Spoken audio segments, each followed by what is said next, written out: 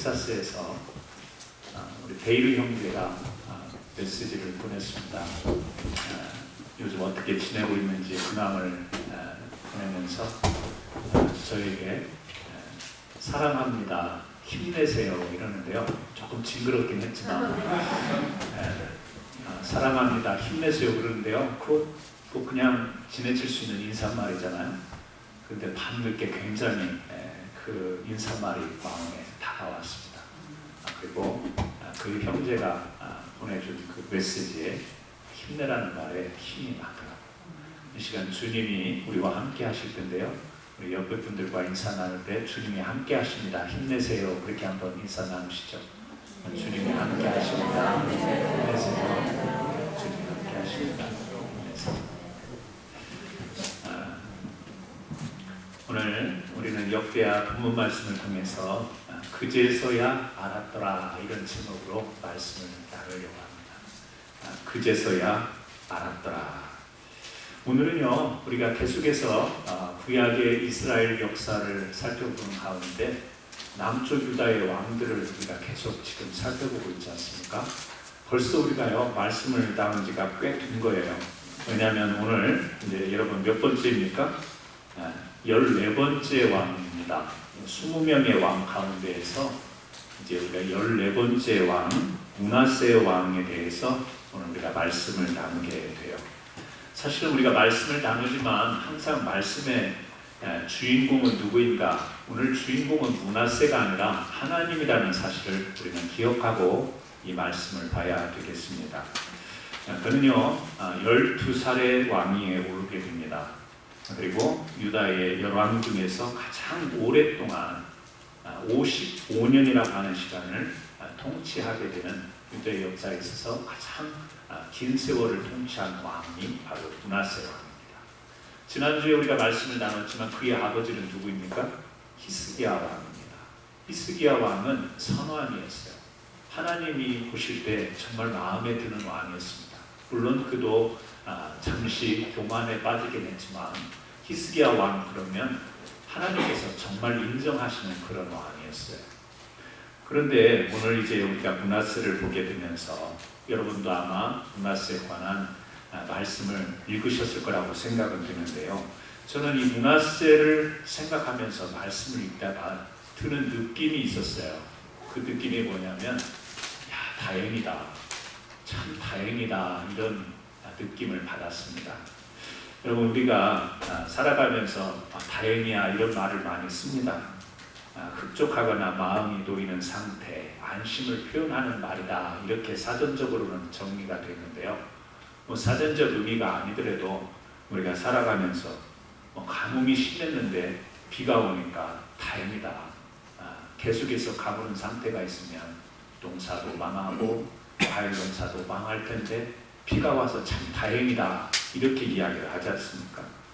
또 크게 다치지 않아서, 다치긴 했지만 크게 다치지 않아서 다행이다 이런 말을 하기도 합니다.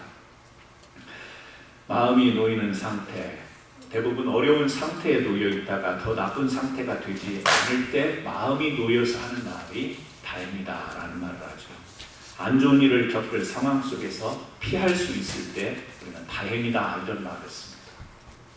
제가 애리조나에서 목회할 때요, 그때 애리조나가 모래사막은 아닙니다. 그냥 광야 같은 곳이죠. 그런데 한 번은 저희 뉴스그룹에 이제 사역자가 필요해서 수소문 끝에 은퇴하신 미국 목사님, 사모님은 한국분이고 이제 그분을 찾게 됐어요. 그런데 이제 애리조나의 사우스 쪽에 제가 알지 못하는 처음 가보는 그런 지역에 살고 계신 것 같아서 찾아갔었습니다. 그런데요 정말 그 벌판에 아무것도 없습니다. 아무것도 없는 정말 아무것도 보이지 않는 그런 광야로 접어들게 됐어요. 가다가 보니까 이 GPS도 안 되고요 전화기도 안 돼요. 그런 지역인데 겨우 찾아갔습니다. 찾아가서 우리 교회 형편의 자초지정을 이야기를 하고 우리 유스그룹을 좀 우리 교회 오셔서 지도해 주셨으면 좋겠습니다 라고 했는데 이제 사양을 하시고 거절을 하셔서 돌아오는 길에 너무 생각이 복잡해졌어요. 그래도 기도를 하고 가서 수락해 줄 거라는 기대를 가지고 갔는데 이제 거절을 당하니까 그럼 어떡하지라는 이 복잡한 생각 속에 운전을 하다가 제 길을 잘못 들어선 겁니다. 잘못 들어서 이제 분명히 왔던 길 같기도 하고 뭐 벌판이니까요. 그 길 같기도 하고 아닌 것 같은데 거기에서 길을 잠시 잃었는데 GPS는 안 되고 그런데 그 길이 분명히 모래길이 아니었던 걸로 기억을 하는데 차가 모래에 빠진 거예요. 길에. 근데 그때가 아마 점심때 이쪽 저쯤 됐을 텐데요. 9월 초로 기억을 해요. 근데 애리조나 9월 달은요. 뭐 여기 여름 이상 덥습니다. 햇볕은 따가운데 차가 바퀴가 빠져서 나올 길이 없어요. 근데 주위를 돌아보니까 분명히 그게 길인 것 같은데 차도 없고 인적도 없고 집도 없고 아무것도 없는 그 상황 속에서 아무리 제가 노력을 해도 제 실력으로 그 차를 끄집어낼 수 있는 상황이 아니에요. 그러니까 햇볕은 정말 강렬하고 거기서 빠져나올 기술은 없고 거기에서 기도가 절로 나온 그런 상황. 40분을 헤맸습니다. 40분이기에 다행이었죠. 40분이니까 다행이었죠. 하얀 좀 거의 고물과 같은 그런 트럭이 지나오는데요. 그런 지역을 다니면 보통 뭐 차에다가 삽도 밧줄도 달고 이렇게 싣고 다닐 줄 알았는데 아무것도 없는 거예요. 그리고 그분이 하는 말이 자기가 차를 견인할 수 있는 줄을 구해올 테니까 기다리라는 거예요.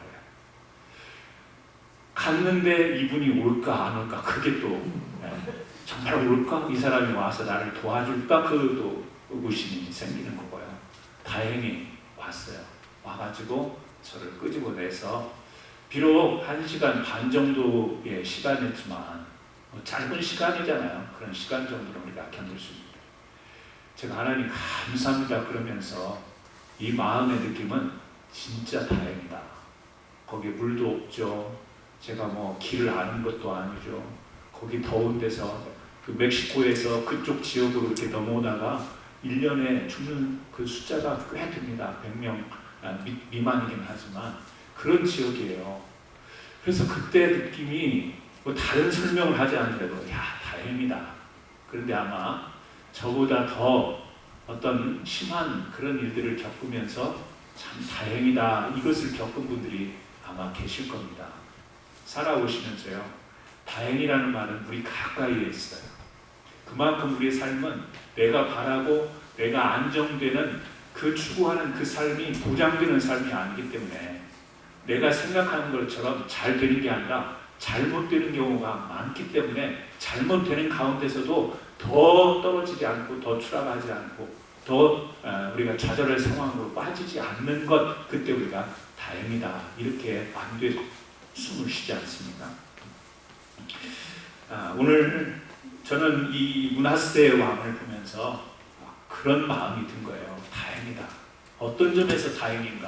오늘 두 가지를 말씀드리고 싶은데요. 첫 번째는요. 하나님이 므낫세의 기도를 들어주시니 그것이 다행이다 라고 하는 것입니다. 여러분 히스기야 왕과는 다르게 므낫세라고 하는 이 왕의 성경의 기록을 보니까요. 한마디로 이야기하면 악의 종합 세트다 이렇게 이야기할 수 있어요. 종합 세트 선물 받아보신 적 있죠? 저 어렸을 때 종합 세트 선물, 그 과자 선물 보면 별의 것이 다 들어있잖아요. 다양한 종류의 종합 세트니까. 악의 종합 세트라고 할 정도로 아버지하고는 정반대의 삶을 살아가는 거예요. 우리가 지금 역대기를 보지만 아버지와 아들이 이렇게 좀 비슷한 면이 보이는 좀 그런 면들을 우리가 찾으면 좋겠는데 그러지 못합니다. 유전적으로 우리가 생물학적으로는 어떤 닮은 그런 점들이 있겠지만 성경 역대기에서 보여주는 모습은 뭐죠? 신앙적인 면에 있어서 영적인 면에 있어서 아버지와 아들, 할아버지와 아버지 이 할아버지와 손자 이 관계를 우리에게 보여주는데요. 완전히 지그재그예요. 아버지는 선한 왕, 아들은 악한 왕, 또 그 후대에는 또 좋은 왕. 계속해서 이렇게 선과 악을 왔다 갔다 하는 모습을 우리에게 보여줍니다. 히스기야 왕은 좋은 왕이었는데 므낫세는요 정말 악의 종합세대였어요. 히스기야가 개혁하고 히스기야가 하나님 앞에서 바로 세우는 이 신앙을 다시 무너뜨리기 시작하는데 아주 전무후무한 악을 행하는 것.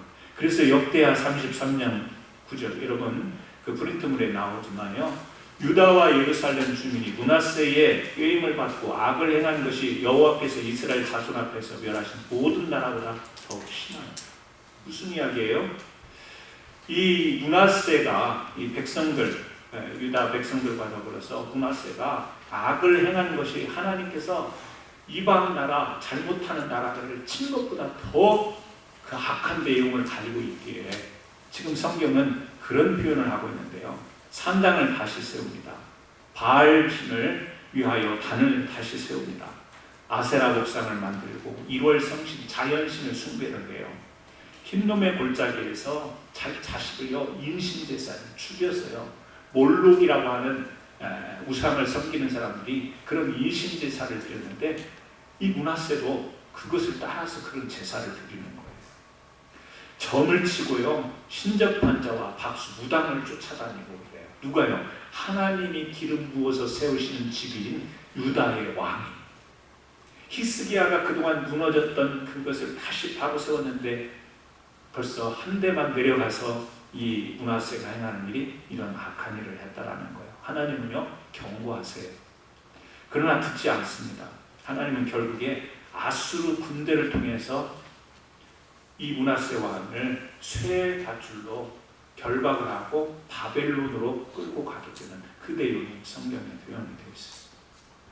왕인데요, 유다 왕인데 이 쇠 밧줄로 포승이 돼서 바벨론으로 끌려가니 이게 뭐가 되는 거예요?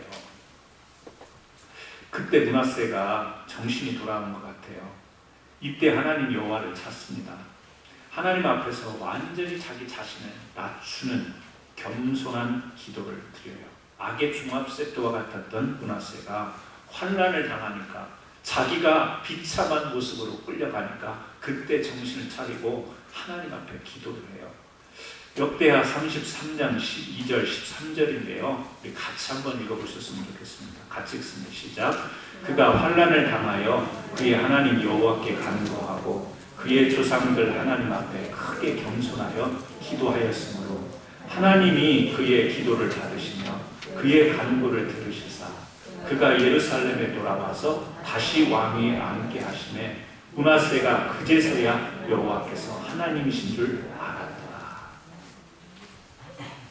악을 행했던 왕이 어려움을 당하고 환난을 당하자 그때 정신이 나서 하나님께 겸손하게 기도를 했어요. 겸손하게 기도를 했다 하더라도 그가 행했던 일들, 그 내용을 보면 너무 악한 일을 했기에 우리 사람의 생각 같으면 하나님이 어떤 기도를 해도 받지 않으실 것 같아요. 또 네 마음대로 할 때는 언제고 뻔뻔하게 지금 와서 무슨 명목으로 기도를 하냐. 네가 기도하는 것이 그 진정성이 느껴지지 않는다. 지금 아쉬울 때만 네가 기도하냐? 힘드니까 기도하냐? 이럴 것 같은데요. 오늘 우리가 읽은 것처럼 하나님이 어떻게 해요? 그의 기도를 받으시며 그의 간구를 들으셨다. 우리 사람도 그러잖아요. 진짜 얄밉고 말 안 듣고 그러다가 자기 아쉬울 때 다 보면 그 선뜻 그게 받아들여지던가요? 정말 내 말이라고는 듣지도 않고 이만큼 여지를 두지도 않고 미운 짓만 골라서 하던 사람이 자기 아쉬우니까 와가지고 도와달라고 하면 여러분 도와주고 싶은 마음이 있던가요? 없잖아요. 그냥 거절해버리고 싶고 마지못해서 뭐 좀 도와줄 수는 있겠지만 그런데 하나님은요 다른 이야기를 하시지 않고 뭐라고 이야기하냐면 하나님이 그의 기도를 받으셨다. 그의 간구를 들으셨다. 이렇게 말씀을 하고 있는 거예요. 여러분 이것을 기억하셔야 됩니다. 하나님은 어떤 분인가? 우리의 기도를 보시는 분이에요. 우리의 기도를 받으시는 분이고 우리의 간구를 들으시는 분이에요. 우리가 어떤 삶을 살고 어떤 삶의 내용을 가지고 하나님 보시기에 어떤 삶, 사람 보기에 어떤 삶을 살았다 하더라도 일단 그것을 제쳐놓고 기도할 때 그 겸손하게 하나님 앞에 나와서 기도할 때 그 기도를 받아주시는 하나님이라는 거예요. 이게 여러분 얼마나 다행스러운 일인 줄 아세요? 이게 얼마나 큰 은혜인 것을 우리는 알아야 되는 것이죠. 생각해 보세요. 이 므낫세의 죄의 분량, 죄를 얼마나 많이 지었겠어요? 분량으로 따진다면 이 죄를 지었던 삶과 그의 통치의 분량과 잠시 힘들고 어려워서 끌려가서 이제 하나님을 찾으면서 기도를 했을 때 이 기도의 분량이 얼마나 되겠어요? 몇 번 기도했을까요? 몇 시간 기도했을까요? 몇 분 기도했을까요? 악을 행했던 것은 몇 시간 했을까요? 몇 분 했을까요? 아니요. 55년이라는 통치 기간에 상당한 횟수를 계속해서 바알을 섬기고 1월 성신을 섬기고 몰록을 섬기고 신접한 자들, 무당들을 만나는 그 시간으로 많이 보냈을 거 아니에요. 분량으로 따지면 기도와 그의 악한 행적은 비교가 되지 않아요. 우리는 많은 것에 비중을 두게 되어 있습니다. 분량에 어쩔 수 없이 비례해서 사는 삶을 우리가 살아가는데요. 하나님은 그 분량을 보시지 않아요. 저울로 치자면 이건 비교가 되지 않는, 기울기가 비교가 될 수가 없는 건데 하나님은 작은 분량. 제가 생각할 때 이 기도가 많은 기도, 막 오랫동안 드려졌던 기도 같지는 않아요. 그런데 하나님은 크기로 보면 극히 작은 기도를 어떻게 해요? 받으시더라 그 말입니다. 우리가 이제 신앙을 접해서 믿음의 생활을 하지만 우리가 세상에서 하나님 없이도 내가 떵떵거리며 살 수 있었던 자신감, 또 실력과 내가 소유한 것들, 그래서 하나님 없이 우리가 마음대로 살다가 주님을 만나 주님 앞에 우리 자신을 고백하고 기도하게 될 때 내가 그렇게 살았던 인생의 분량과 내가 하나님을 만나서 겸손하게 신앙을 고백하는 기도의 분량을 따지면 정말 아무것도 아닐 거예요. 그런데 어떻게 하시죠? 하나님이 우리를 받아주시잖아요. 하나님이 우리의 기도를 들어주시잖아요. 또 네 맘대로 살았잖아. 너 이렇게 살았잖아. 하나하나 따지고 하나하나 지적하시고 그런 분이 아니라 그냥 기도 그 자체를 받아주시고 들어주시는 하나님. 므낫세도 그런 기도를 드렸는데요. 정말 다행인 것은 뭐냐면 하나님이 그의 악한 행적을 분석하며 따지지 않고 기도를 들어주셨다라고 하는 것, 간구를 들어주셨다라고 하는 것, 이것이 얼마나 다양한 일이죠. 그래서요, 오늘 자꾸 므낫세를 보면서 무슨 생각하냐면 기도할 수 있는 것이 은혜고 기도할 때 들어주시는 이 하나님 이 자체가 큰 은혜라는 것입니다. 그런데 그 은혜임을 알면서도 기도하지 못하는 사람들이 너무 많이 있죠. 여러분, 우리가 그 하나님 앞에 기도한다라고 할 때는 무엇을 간구하고 구할 때 간구의 내용이 뭐냐면 대부분 우리가 약해서 할 수 없는 것들, 우리가 감당할 수 없는 것들, 또 내가 마음대로 가질 수 없는 것들, 내가 해결할 수 없는 것들, 내가 바라는 이상이지만 그것을 노력은 하지만 힘드니까 뭔가 하나님의 도우심을 받을 것들, 이런 우리가 기도를 하게 되는데 결국에 기도라고 하는 내용은 지난주에도 우리가 말씀을 나눴지만 결국에는 고백이거든요. 고백이라고 하는 것은 우리 자신들을 돌아보게 되는 겁니다. 그래서 자신을 돌아볼 때 우리가 사용하는 후회라는 단어와 회개라는 단어가 늘 존재하는 것입니다. 후회하지 않는 삶을 살아본 사람이 있나요? 어제 일도 후회하는데요. 오늘 아침에 일도 후회하면서 우리 복잡한 감정과 생각을 가지고 살아가는. 그런데 여러분, 기도라고 하는 것은 단순한 후회에 그치는 머무르는 것이 아니죠. 회개의 의미를 담는 것이 기도이죠. 우리가 이 후회를 하고 살지만 후회라고 하는 것은 우리를 과거에 집착하게 만들어요. 지나가서 그것을 후회하는 거잖아요. 근데 자꾸 그 생각이 나고 그것에 집착하게 만들어 버리죠. 하지만 회개라고 하는 것은 지금과 미래를 향해서 물론 잘못한 것이지만 더 나은 것으로, 바른 것으로, 온전한 것으로 어떻게 갈 수 있는가를 조정하는 그런 내용을 담고 있기에 후회와 회개는 집착하는 것과 앞으로의 잘 살아가는 이런 대비되는 의미를 가지고 있는 것이죠. 그래서 후회는요, 혼자 괴로워하는 거예요. 후회라고 하는 것은 과거에 집착하다 보면 마음이 편할 수가 없어요. 괴로워요. 반면에 회개는 하나님의 뜻대로 돌이키려고 것이기 때문에 마음이 아프고 속상하고 힘든 것이 있지만 소망적인 거예요. 거기에서 다시 돌아서서 다시 방향을 돌이켜보면 새로운 것이 있기 때문에, 새로운 길이 있기 때문에, 새로운 것이 있기 때문에 힘든 가운데서도 소망이 있는 것이 바로 회개입니다. 그러니까 하나님이 우리에게 기도의 방편을 주셔서 우리로 하여금 기도하게 하신 것은 너무나 다행한 일이고, 이것은 우리가 과거에 집착하거나 우리가 그냥 마음속으로 너무 혼자 괴로워하다가 그쳐버리는 이런 삶을 살아가도록 하신 것이 아니라 새로운 하나님은 소망을 주시기에 우리는 이 기도를 통해서 온전한 회개와 온전한 또 삶의 방향으로 나갈 수 있는 길을 제시하는 방편이라는 거죠. 베드로와 가룟 유다 둘 다 내용적으로 보면 주님을 배신했어요. 그런데 베드로는 사람들 앞에서 3번이나 주님을 부인했지만 통곡하며 회개를 하죠. 다시 그가 주님의 수제자의 자리에서 복음을 전하다가 십자가 거꾸로 이렇게 순교했다라고 하는 그런 이야기가 전해져 오잖아요. 한편 가룟 유다는 은 30에 예수님을 팔아넘깁니다. 근데 이 가룟 유다는 회개를 하지 못하고 후회에 머무릅니다.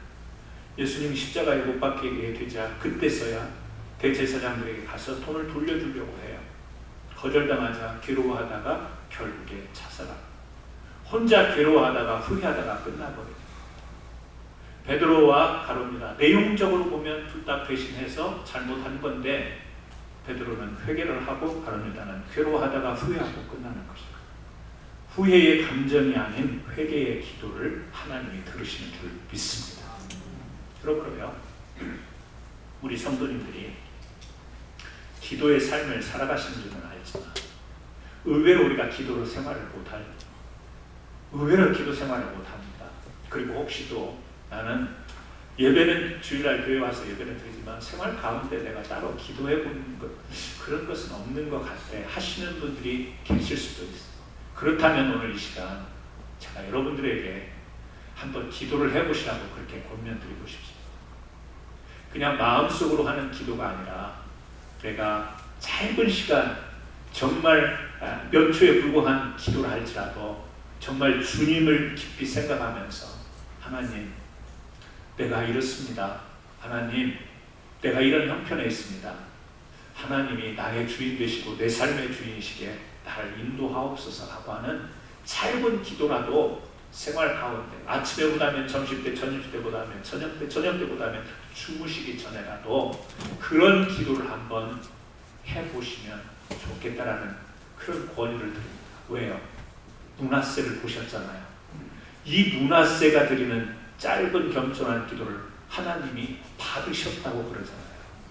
간구를 들으셨다고 하잖아요. 므낫세와 우리를 비교할 수는 없지만 저는 므낫세보다는 착하게 산 것 같아요. 므낫세처럼 그렇게 우상을 섬긴 적은 없는 것 같아요. 그렇게 악을 행한 것 같지는 않아요.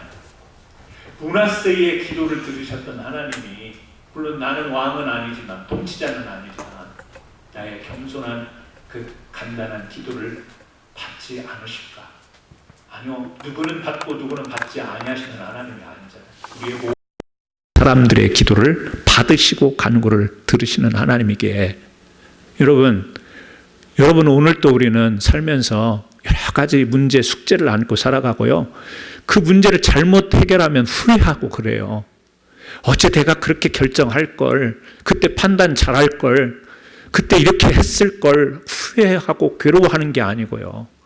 그때 순간순간에 긴 기도, 많은 기도, 뜨거운 기도는 못하더라도 진짜 하나님, 내 인생의 주인 되신 하나님, 나를 이렇게 인도하시고 문제가 있지만 내 계산과 방법이 아니라 하나님이 지혜를 주셔서 이것들을 감당케 하옵소서 라고 한다면, 물론 그러고 나더라도 우리가 감당 못할 일이 벌어질 수도 있고 잘못된 결정을 할 수도 있겠지만, 들으시는 하나님을 한번 신뢰하고 믿고 그렇게 기도를 해보시자라는 거죠.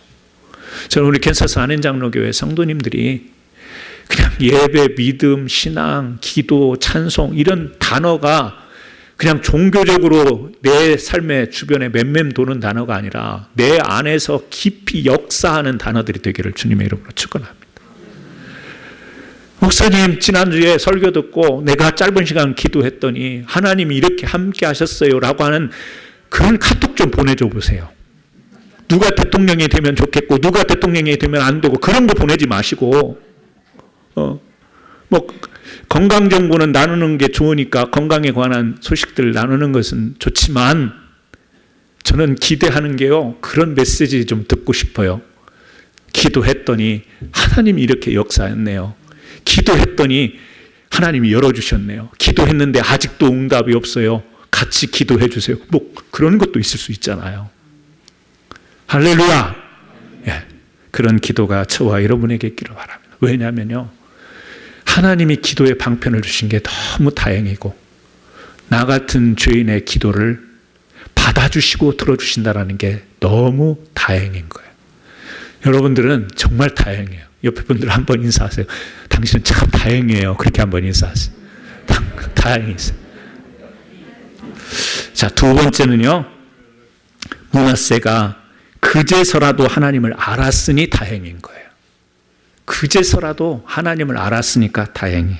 여러분, 그제서야라는 단어는 언제 쓰는 말이죠? 시제적으로 보면 늦게나마 그렇게 돼서 다행이에요. 때를 놓쳤을 때. 제가 하나님을 알게 된 때가 언젠가 말할 때요, 이렇게 말할 수 있어요. 저는 어려서 유치원을 다니지는 못했지만 교회 유치부는 갔어요. 유치부에 가서 저는 그제서야 하나님을 알았어요. 말이 돼요, 안 돼요? 안 맞잖아요. 어렸을 때는 이론적으로, 시제적으로 보면 우리 인생으로 따지면 어렸을 때 하나님을 안다는 건 일찍 아는 거기 때문에 그제서야라는 말을 쓰지 않죠. 유치부 때 교회를 다녔어도 진짜 하나님을 만난 것은 내가 80이 되어서 만났어요. 그러면 그제서야 이렇게 말하죠. 늦었을 때, 뭔가 타이밍이 지나갔을 때, 그제서야. 근데 여러분, 그제서야라고 하는 단어, 이 단어가 다행이라는 거예요. 그나마 다행이라는 거예요. 이 므낫세를 보면 온갖 겪을 일을 겪고 난 뒤에 우리가 성경을 읽었지만 온갖 일을 다 겪은 뒤에 그제서야 여호와께서 하나님이신 줄 알았더라. 여러분 중에도 그런 분 계세요?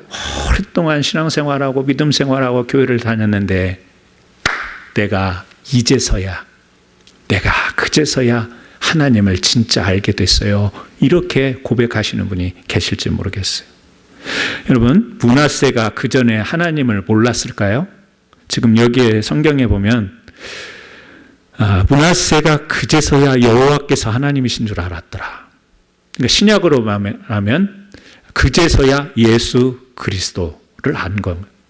그러니까 여호와께서 하나님이신 줄 알았더라. 자, 유대의 왕으로 기름 부음을 받을 때 왕이 즉위식을 할 거 아니에요. 미국 대통령도 이제 취임식을 하면 성경에 손을 얹고 취임 선서를 하고 막 이러잖아요. 유대 왕이 왕으로 등극해서 취임식을 할 때 어떻겠어요? 왕으로 세움을 받아, 유다의 왕으로 세움을 받는다는 것은 다윗의 지금 혈통이란 말이에요. 하나님을 몰랐을까요? 저는 제가 생각할 때 여기서 하나님이신 줄 알았더라. 그전에는 몰랐다가 자기가 악을 행하고 이제 매를 맞고 고초를 당한 뒤에 정신 차려서 하나님께 기도하고 하나님이 다시 살려주니까 그때서 하나님을 알았다. 저는 그런 말로 보이지가 않고요. 이 말이 어떻게 보이냐면, 여러분, 므낫세가 어떤 일을 했어요? 바알 단을 쌓고 아세라 목상 1월 성신 섬기고 막 이방 섬기고 그 무당들 쫓아다니고 이랬잖아요. 그랬는데 자기가 어떻게 돼요? 어느 순간에 자기가 포로가 된 거예요. 쇠밧줄로 묶여가지고 바벨론으로 끌려가는 거예요. 자기가 그동안에 열심히 세웠던 산당과 그 신들이 뭐 하고 있는 거예요? 뭐 하고 있어요? 자기를 풀어줘야 될 거 아니에요. 자기를 구해줘야 될 거 아니에요. 그런데 자기는요, 꼼짝 못하고 있어요. 성경은 뭐라고